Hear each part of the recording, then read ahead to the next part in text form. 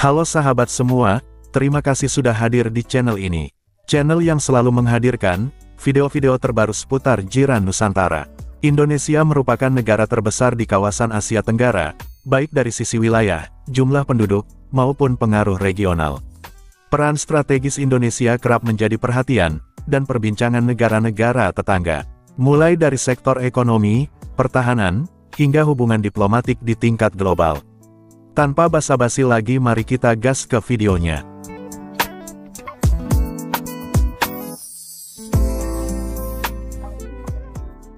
Parit tak boleh laluan. Dia pula menyebut. Parit tak boleh laluan. Duduklah kau tiga. Kau pula sibuk. Duduk. Duduk. Duduk. Duduk. Kau tak masuk dalam gaduh. Kenaikan harga kelapa ataupun juga kenaikan santan daripada kelapa ni. Tan Sri Yang di-Pertua, pada ketika ini ramai dalam kalangan rakyat sedang berhadapan situasi kenaikan harga santan segar yang terutamanya sejak beberapa bulan yang lalu. Antara faktor yang menyumbang kepada kenaikan ini ialah kekurangan bekalan kelapa tempatan ekoran, faktor cuaca yang tidak menentu di samping kenaikan harga kelapa yang diimport daripada Indonesia. Minat investasi China ke Indonesia terus meluas, tak lagi terbatas pada sektor mineral. Investor asal China kini mulai masuk ke sektor agribisnis, khususnya hilirisasi kelapa. CEO Danantara, Rosan Roslani, menyebut perusahaan asal China telah memulai groundbreaking untuk pembangunan pengolahan kelapa di Indonesia. Santan yang menjadi bahan penting dalam masakan rakyat Malaysia kini menjadi isu utama bagi buat peniaga dan juga pengguna. Situasi tambah buruk apabila harga santan melonjak tinggi dengan peningkatan permintaan. Apa ramai beli ayam tu dia nak kuah lebih. Sebab kalau dia masak sendiri santan mahal. Kalau boleh turun kalau nak ayam kau kat iya kan. Nak santan dah. Barang semua mahal belaka. Santan pula mahal. Nak jual berapa makanan kalau kita mahal. Jual kata mahal. Flip-flop yang berubah-ubah yang menyebabkan kegusaran. Parit, boleh tanya sikit Parit? Tak boleh. Tak boleh. Jawapan dah tahu dah tu, tak boleh. Cuba saya rasa foto baru dulu. Tak boleh, saya tak benar. Ulu Langat duduk.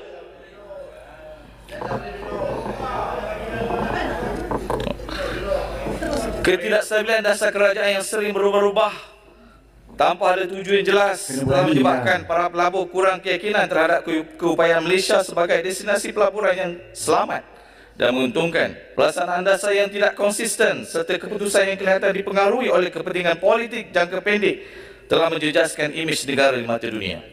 Selain itu, ketidakpastian dalam persekitaran korporat dan perniagaan telah menyebabkan pelabur beralih ke negara jiran yang lebih stabil dan kompetitif. Sedikit penjelasan saja. Saya ada 10 minit lagi. Sedikit aja. Sementara itu, negara-negara seperti Indonesia semakin agresif dalam menarik pelaburan dengan dasar yang lebih telus dan mesra pelabur. Itu contoh-contoh yang jelas. Itulah. Kita ada banyak pelaburan lagi. Parit tak boleh laluan. Duduk. Parit tak boleh laluan. Dia pula menyebut. Parit tak boleh laluan. Duduklah kau tiga. Kau pula sibuk. Duduk. Duduk. Duduk. Duduk. Kau tak masuk dalam gaduh. Duduk. Kalau orang parit eja uyup.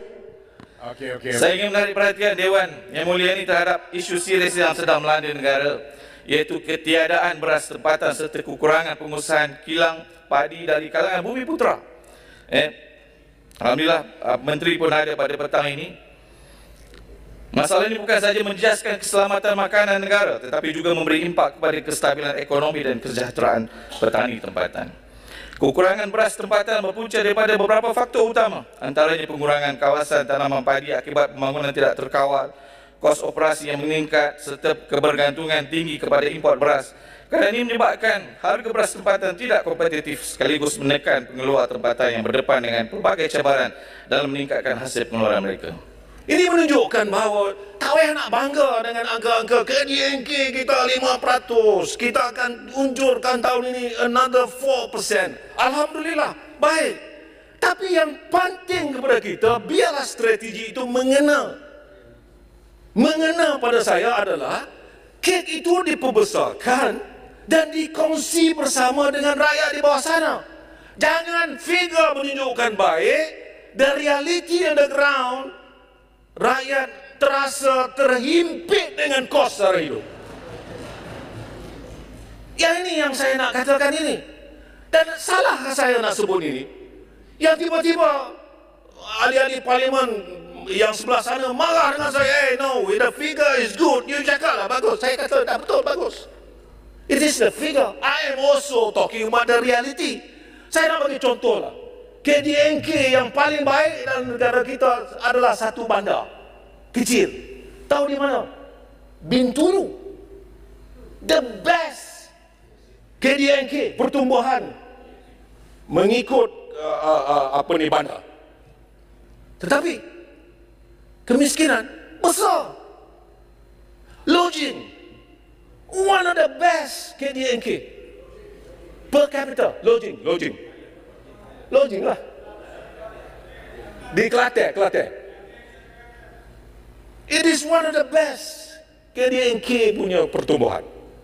Tetapi kemiskinan is also one of the poorest. Jadi jangan tengok figure itu saja. Look at the reality at the same time. Kita tentukan, kita create new wealth. Apa caranya? Betul. Kerajaan dah umumkan AI teknologi. Kita pastikan kalau ada investor yang macam mana yang boleh memberikan pekerjaan yang bagaimana, pekerjaan yang boleh menguntungkan atau menjadikan hasil yang lebih baik untuk rakyat. Itu adalah cara-cara strategi. Fikir sama. Jangan marah kepada saya. Kalau saya tegur, ni adalah tegur untuk kebaikan. Bukan untuk penderhakaan, tidak. Tapi untuk baik. Ya, betul. Prestasi Kerajaan Madani mengawal inflasi disifatkan sebagai terbaik. Sebab itu tadi disebut dengan data-data inflasi. Dan kita tahu bahawa data-data ini di seluruh dunia digunakan kaedah pengiraan yang sama. Tetapi apabila mereka tidak turun ke bawah, memahami masalah yang dihadapi oleh rakyat, maka dia rasa seolah-olah data itu dah tepat menunjukkan itulah keadaan sebenar di bawah. Saya bagi contoh, bila kita turun ke bawah sampai lebih 30%. Nah, saya nak bagi tahu, kalau tengok CPI saja, tengok data inflasi saja, rasa inilah kerajaan terbaik menangani inflasi. Tetapi dasarnya di bawah, realitinya berbeza. Jadi setujukah kerajaan ini adalah kerajaan kayangan yang duduk di atas dan hanya akan turun ke bawah apabila datangnya pilihan raya dengan janji-janji seperti mana mereka buat puluhan tahun yang lalu? Terima kasih. Tertua. Dia nak suruh saya setuju. Boleh saya setuju, Tuan? Tak setuju, geleng kepala. Tak bagi saya setuju. Sampai di sini video kali ini. Terima kasih sudah menonton video ini sampai akhir. Semoga sahabat semua diberikan kesehatan, panjang umur, sehat selalu, jaya di laut, darat, dan udara. Dukung terus channel ini, dan nantikan video-video terbaru lainnya. Sampai jumpa di video berikutnya.